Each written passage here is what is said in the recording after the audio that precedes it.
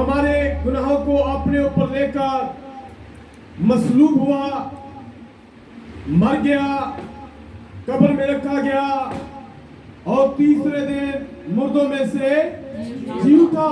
आमीन। आज उसके जी उठने की खुशखबरी का जो पैगाम है वो आज पूरी दुनिया में लोग जो है शेयर कर रहे हैं कि आज के दिन हमारा खुदा यीशु मसीह जी उठा था। आज से 2000 साल पहले जब वो आपके और मेरे लिए सलीब पर उसने जान दी और मर गया, कब्र में रखा गया, तो तीसरे दिन मुर्दों में से जी उठा। आमीन। तो आए नबी का एक पैगाम है, it is the rising of the sun. ये तुलुए आफ्ताब है। नबी के उस पैगाम में से हम अपने लिए चंद बातों को देखेंगे और इससे पहले कि हम इस पैगाम को देखें, जैसे हमारे जमाना के नबी ने विलियम मैरियन ब्रानम ने ये कहा है कि जब तक कलाम नहीं होता उस वक्त तक इबादत जो है वो अधूरी सी है। तो इसलिए आए पहले हम कलाम खुदा में से तिलावत करें। इस पैगाम के लिए आपके और मेरे जमाना के नबी ने 3 हवालों को लिया और मैं चाहता हूं इसी तरह हम भी आज उन्हीं 3 हवालों को पढ़ेंगे। पहला हवाला हमारे लिए बेटी एलिजबेथ पढ़ेंगी, मुकाशफा की किताब और उसका पहला बाब और उसकी 17 और 18वीं आयत, और इसी तरह दूसरा जो हवाला है वो हमारे लिए हमारे चर्च के डीकन भाई फाकर जो है वो हमारे लिए तिलावत करेंगे। रोमियो पौलुस रसूल का खत रोमियो की कलीसिया के नाम, उसका 8वां बाब और उसकी 11वीं आयत। और इसी तरह तीसरा हवाला जो है वो हमारे लिए हमारे चर्च में जो ट्रांसलेटर भाई हैं, भाई जैन, वो हमारे लिए पढ़ेंगे मरकज 16वां बाब और उसकी पहली आयत। और मैं चाहूंगा कि बेटी एलिजबेथ हमारे लिए कलाम खुदा की तिलावत करे। यीशु मसीह का मुकाशफा और उसका पहला बाब और उसकी 17 से 18 आयत तक। जब मैंने उसे देखा तो उसके पांव में मुर्दा सा गिर पड़ा और उसने ये कहकर मुझ पर अपना दाहिना हाथ रखा कि खौफ ना कर, मैं अव्वल और आखिर और जिंदा हूँ। मैं मर गया था और अब्दुल अबाद जिंदा रहूंगा और मौत और आलमे रवा की कुंजियां मेरे पास हैं। आमीन। और इसी तरह मैं चाहूंगा कि हमारे प्यारे भाई फाकर जो है वो हमारे लिए तिलावत करें पौलुस रसूल का खत, पौलुस रसूल का खत रोमियो के नाम लिखा गया, रोमियो की कलीसिया और उसके 8वां बाब और उसकी 11वीं आयत। कलाम खुदा में यूँ लिखा है, और अगर उसी का रूह तुम में बसा हुआ है जिसने यीशु को मुर्दों में से जलाया, तो जिसने मसीह यीशु को मुर्दों में से जलाया वो तुम्हारे फानी बदनों को भी अपने उस रूह के वसीला से जिंदा करेगा जो तुम में बसा हुआ है। आमीन। आमीन।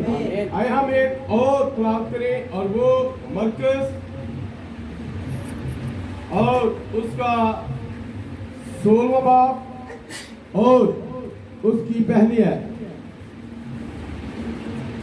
और कलाम खुदा में यूं मनकूल है, जब सबत का दिन गुजर गया तो मरियम मगदलीनी और याकूब की माँ मरियम और सलोमी ने खुशबूदार चीज़ें मोल ली ताकि ताकि आकर उस पर मलें।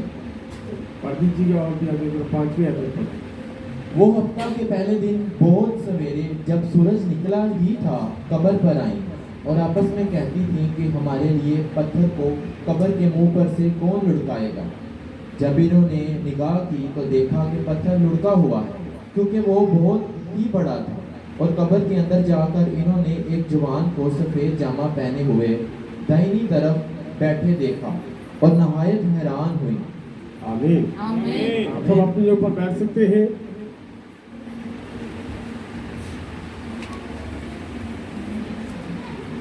आए हम सब अपने सर कुरान के हुजूर में झुकाए, कुरान की दूरी को महसूस करें, दुआ मांगे।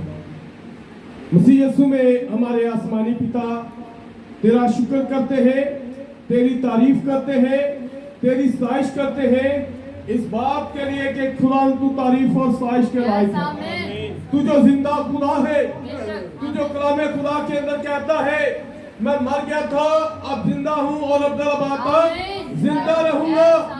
खुदा हम तेरा शुक्र करते हैं इस बात के लिए कि खुदा तू इसलिए मरा ताकि तू मौत को शिकस्त दे।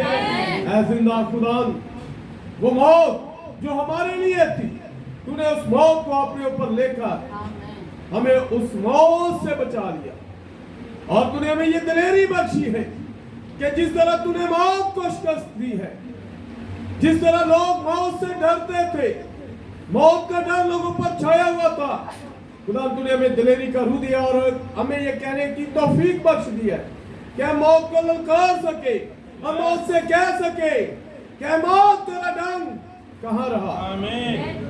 मौत फतह का लुत्मा हो। ऐ जिंदा खुदा, हम इस बात के लिए तेरा शुक्र अदा करते हैं और आज जब हमने तेरे कलाम खुदा को पढ़ा है, खुदा तौफीक बख्श दे कि जब हम तेरे नबी के उस पैगाम को जो उसने हमारे लिए दिया है, हम उसे जब देखें, हम जब उसे पढ़े तो उसको अपने दिल में जगह दे खुदा, क्योंकि ये पैगाम हमारे लिए हमारे रैप्चर का ईमान है, हमारे लिए हमारे रैप्चर का ईंधन है ताकि हम रैप्चर में जा सके। खुदा खुदा तौफीक बख्श दे कि हम इस पैगाम को सुनने वाले हो, हमारे बंद दिलों को खोल, सुनने वाले कान, सुनने वाला दिल और अमल करने वाली रूह अता कर।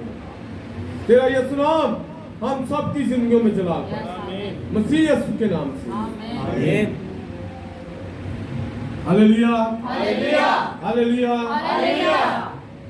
आपके और मेरे ज़माना के नबी ने जब इस पैगाम को दिया तो इस पैगाम के शुरू में जब वो अपनी जमात को इस ईद क़यामतुल मसीह की ग्रीटिंग्स दे चुके तो उन्होंने एक परिंदे से, एक छोटे परिंदे से इस पैगाम को शुरू किया।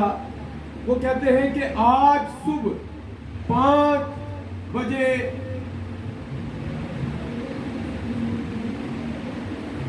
एक सुर्ख सीने वाला, कहते हैं एक परिंदा जिसे वो अपना दोस्त कहते हैं, कहते हैं एक ऐसा परिंदा जिसका सीना जो है वो सुर्ख है। और ब्रदर ब्रानम कहते हैं कि आज सुबह 5 बजे वो मेरा छोटा दोस्त, वो छोटा परिंदा उड़कर खिड़की में आ बैठा और उसने मुझे जगा दिया। ब्रदर ब्रानम कहते हैं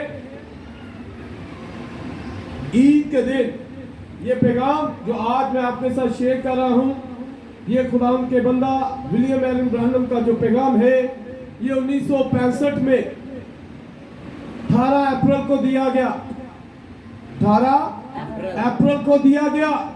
और ब्रदर ब्रानम कहते हैं कि सुबह 5 बजे ही एक परिंदा, एक छोटा सा परिंदा जिसका सीना जो है वो सुर्ख है, वो क्या किया उसने, वो आया और खिड़की में बैठ गया और उसने शोर किया और उसके शोर के सबब से क्या हुआ, मैं जाग गया। और ब्रदर ब्रानम कहते हैं वो मुझे जगाने के लिए आया, उसने मुझे जगाया। और आपके और मेरे जमाना के नबी कहते हैं कि ये जो छोटा परिंदा है जिसका सीना सुरख है, जिसका सीना जो है सुरख है, वो बताते हैं कि इसका सीना सुरख क्यों है। कितने लोगों को पता है? ये एक छोटा सा परिंदा जिसका सीना सुरख है, ये रोपन परिंदा जिसका सीना सुरख है। ब्रदर ब्रानम कहते हैं ये मेरा दोस्त है। क्यों दोस्त है? वो कहते हैं कि जब आपका और मेरा खुदावंद सलीब पर था, जब आपका और मेरा खुदावंद यीशु मसीह मसलूब हुआ था, जब वो सलीब पर था, तो ये नन्हा परिंदा जो है इसने बड़ी कोशिश की है कि वो जो कील आपके और मेरे खुदावंद के हाथों में लगे हुए थे उसे क्या करे, उन कीलों को निकाल सके, उन कीलों को आपके और मेरे खुदावंद के हाथों में से निकाल सके।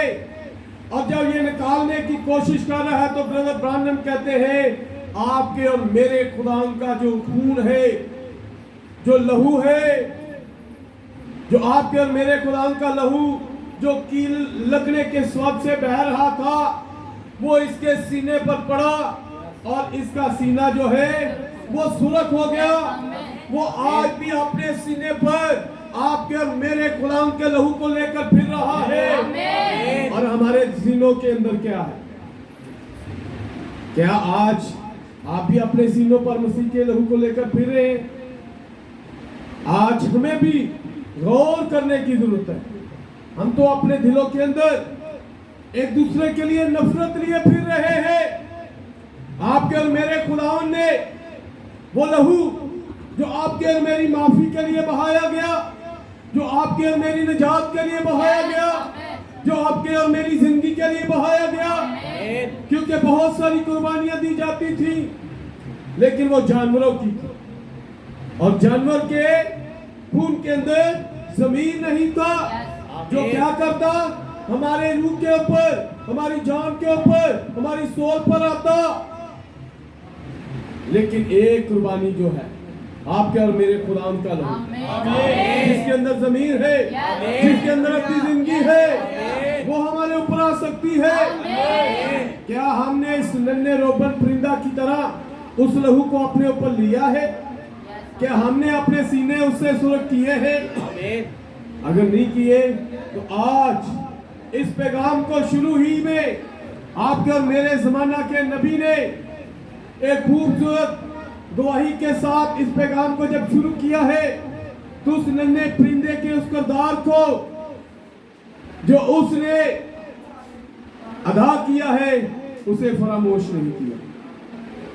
आपके और मेरे जमाना के नबी ने उस परिंदे के उस काविश को, उस कोशिश को जो वो कर रहा है वो सराह रहा है और वो कह रहा है कि वो मेरा दोस्त है। वो ईस्टर की सुबह, वो क़यामतुल मसीह की सुबह, वो 5 बजे आया है और मुझे जगा रहा है कि आज वो दिन है जिस दिन आपके और मेरे खुदावंद ने मौत को शिकस्त दी, कब्र को शिकस्त दी और वो जिंदा हो गया। और वो ब्रदर ब्रानम को कह रहा है कि उठ और उसकी गवाही शेयर कर, उस पैगाम को जो मसीह के जी उठने का पैगाम है वो शेयर कर। ब्रदर ब्रानम वो कहते उसने मुझे जगा दिया। यूं लगता था कि खुशियों से ममूर ये छोटा सा दिल कह रहा है कि वो जी उठा है। ब्रदर ब्रानम कह रहे हैं वो परिंदा भी कह रहा है कि मसीह जो है वो जी उठा है। तो उठ और मसीह के जी उठने का पैगाम जो है वो लोगों के अंदर शेयर कर। इस छोटे से परिंदे को ब्रदर ब्रानम कहते हैं मैं हमेशा अपना दोस्त समझता आया हूं क्योंकि मैं इसे बहुत पसंद करता हूं। जैसा कि किस्सा इसके मतलब कहा जाता है कि एक छोटे भूरे से परिंदे ने इसे गुनाहों का बोझ अपने ऊपर लिए हुए सलीब पर दुख उठाए देखा, और बिलाशुबा इस छोटे परिंदे ने कोई गुनाह नहीं किया था। वो इस छोटे परिंदा के लिए जान नहीं दे रहा था, लेकिन वो उड़कर सलीब तक गया।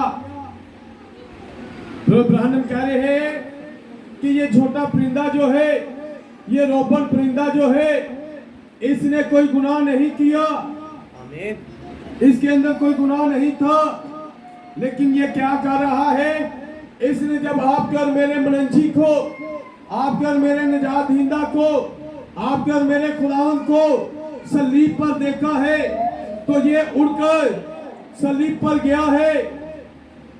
और जब ये वहां पर गया तो ब्रदर ब्रानम कहते हैं कि इसने अपनी चूंच के जरिए से उसके कील उखाड़ने की कोशिश करने लगा, और उसका पूरा सीना सुर्ख हो गया, उसका पूरा सीना सुर्ख हो गया।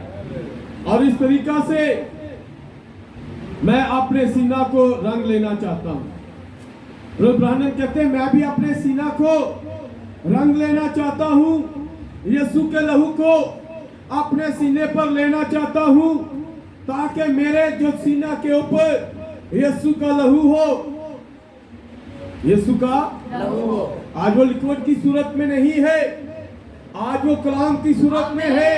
आज हमारे सीना के अंदर जो है वो यीशु का कलाम होना चाहिए। हमारे पास इस जमाना का पैगाम होना चाहिए, हमारे पास इस जमाना का पैगाम होना चाहिए, क्योंकि ये पैगाम जो है ये आपके और मेरे लिए यीशु का लहू है। हालेलुया। ये आपके और मेरे लिए रूहुल कुदस है। इस जमाना का पैगाम आपके और मेरे लिए लहू है। इस जमाना का पैगाम आपके और मेरे लिए रूहुल कुदस है। हमें इस रूहुल कुदस को लेने की जरूरत है। ब्रदर ब्रानम कहते हैं इसी तरीका से मैं अपने सीना को रंग लेना चाहता हूं, क्योंकि इसी तरह इस जलाली चीज की ढाल की तरह हिफाजत की जा सकती है जिसके लिए इसने जान दी। ब्रदर ब्रानम कहते हैं जैसे एक सिपाही जो है वो एक ढाल, एक जीरा, एक ऐसा लिबास जो अपने ऊपर पहनता है जिससे क्या हो, कोई चीज उस पर असर ना करे। अगर आप भी चाहते हैं कि आप अपने ऊपर एक ऐसा लिबास पहन ले जिससे कोई अब्लीस आप पर वार करे, तो आप उससे महफूज रहे, तो आज यीशु के लहू को जो कलाम की सूरत में है हमें अपने सीना के अंदर रखने की जरूरत है। आमीन। हालेलुया। कल ही हम खुदा के बंदा से जब ऑनलाइन मीटिंग पर थे तो वो बता रहे थे, भाई इमैनुअल बता रहे थे कि सबसे बड़ी जंग जो कभी लड़ी गई उसके अंदर हम देखते हैं कि आपके और मेरे खुदावन ने हमें एक बड़ा हथियार दिया है, और वो हथियार जो है कोई तोप या कोई टैंक नहीं है। आमीन। वो कोई जंगी जहाज नहीं है, वो कोई मिसाइल नहीं है।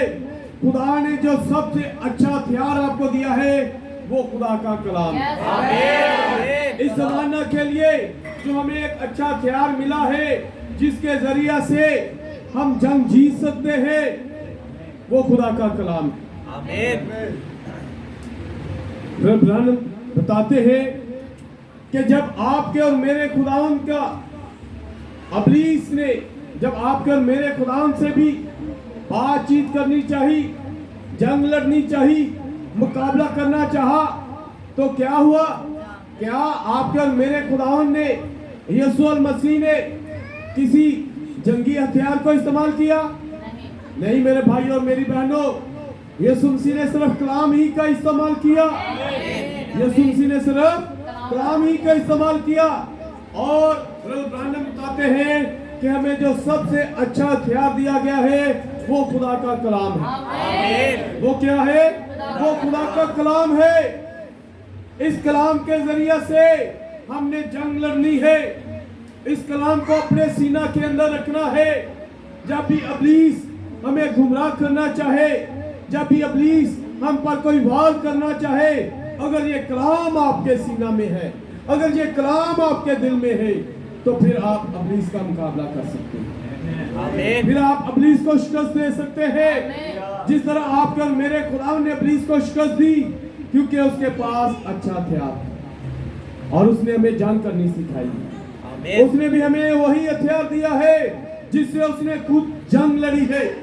ये नहीं है कि आप उससे जंग लड़ी और हमें कोई और हथियार दे रहा है। उसने हमें भी वही हथियार दिया है।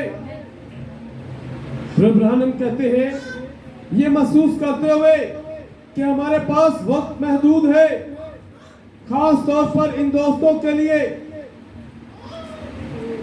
जो टेलीफोन पर सुन रहे हैं, जैसे आज यहां पर भी कुछ भाई आज के इस पैगाम को व्हाट्सएप कर रहे हैं, लोगों तक पहुंचा रहे हैं। तो ये पैगाम जो आज मैं आपको शेयर कर रहा हूं, ये 18 अप्रैल 1965 को जब दिया जा रहा था, तो उस वक्त भी बहुत सारे लोग इस पैगाम को फोन के जरिया से सुन रहे थे, खून के जरिया से सुन रहे थे।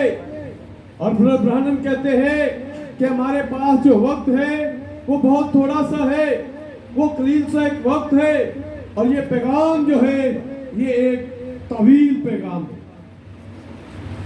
और मैं आज सुबह आपकी तवज्जो, ब्रह्मन कहते हैं, एक तस्वीर की तरफ मबजूल करवाना चाहता हूं, जो कुछ अरसा पेशतर मेरे इंडियाना से एरिज़ोना जाने से पहले यहाँ एक रोया के नतीजे कैमरे से ली गई थी, जब मैं 7 फरिश्तों के मखलूक में शामिल होने के लिए जाने वाला था।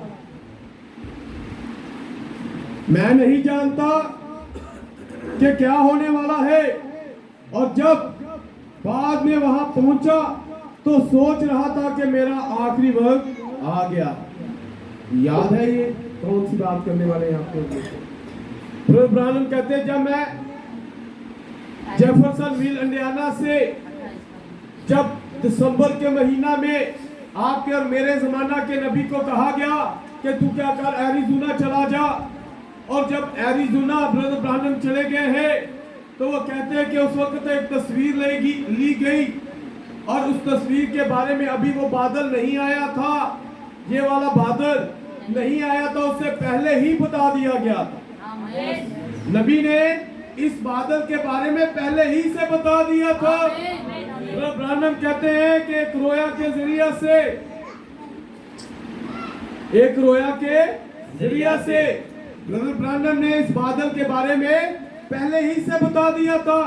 क्या बता रहे हैं ब्रदर ब्रानम? लिखे, जब मैं 7 फरिश्तों के मखलूक में शामिल होने के लिए जाने वाला था, ये बादल जो 7 फरिश्तों का एक मखलूकी बादल है, ये 7 फरिश्तों का एक पिरामिड की सूरत में जो बादल है, ब्रदर ब्रानम कहते हैं, जब मैं इस बादल में जाने वाला था, कहां पर जाने वाला था? शायद आपको इस बात के बारे में समझ लगे या ना लगे। अगर ब्रदर ब्रानम इस बादल के अंदर गया है, तो क्या हमें जाना है या नहीं जाना? हमें भी इस बादल के अंदर जाना है, क्योंकि जब आपका मेरा खुदा सलीब पर था तो हम उसके अंदर थे, और ये आपका मेरा मसीह है। जैसे काली हम बात कर रहे थे, कलाम भाई सुना रहे थे, तो वहां पर वो क्या बता रहे थे कि हम क्या थे? खुदा की सोच में थे। तो ये बादल जो है, जो आप पर मेरा खुदावन यीशु मसीह है, और ये 7 जो फरिश्तों के झुरमट से बना हुआ ये बादल है। ब्राह्मण कहते हैं, मैं 7 फरिश्तों के मखलूक में शामिल होने के लिए जाने वाला था। मैं नहीं जानता था कि क्या होने वाला है, और जब बाद में मैं वहां पहुंचा तो सोच रहा था कि मेरा आखिरी वक्त आ गया। शायद आपको याद होगा, जब ये बादल आया था तो एक बड़ा धमाका हुआ था। आप लोग जानते हैं कि कलाम खुदा के अंदर लिखा है, यीशु मसीह कल और आज बल्कि बताकर जब पुराने अहदनामा में आपका और मेरा खुदा जो है वो कोहे सीना पर आया, तो वहां पर भी एक बड़ा धमाका हुआ। वहां के लोगों ने भी कहा कि मूसा ये मंजर जो है ये हमारी बर्दाश्त से बाहर है, हम इस मंजर को बर्दाश्त नहीं कर सकते, ये सीन जो है ये हमारी बर्दाश्त से बाहर है। तू क्या कर, खुद ही खुदा से बात किया कर। हम खुदा की आवाज को सुन नहीं सकते। खुदा की आवाज जो है, क्योंकि खुदा जब बोलता है तो वो गरजता है, उसकी जो गर्ज है वो हमारी बर्दाश्त से बाहर है, वो हम नहीं सुन सकते। और इसीलिए तो खुदा ने कलीसिया और अपने दरमियान एक पैगंबर को रखता है, और वो पैगंबर क्या करता है, खुदा की आवाज को सुनता है। लिखा है लदीकिया की कलीसिया के फरिश्ता को लिख, ये नहीं तो लिखा कि लदीकिया कलीसिया को लिख, फरिश्ते को लिख, क्योंकि अगर ये पैगाम डायरेक्ट कलीसिया से किया जाता तो कलीसिया जो है वो खुदा की इस गर्जन को जो है, इस थंडर को जो है, इस गर्ज की आवाज की बर्दाश्त न कर पाती।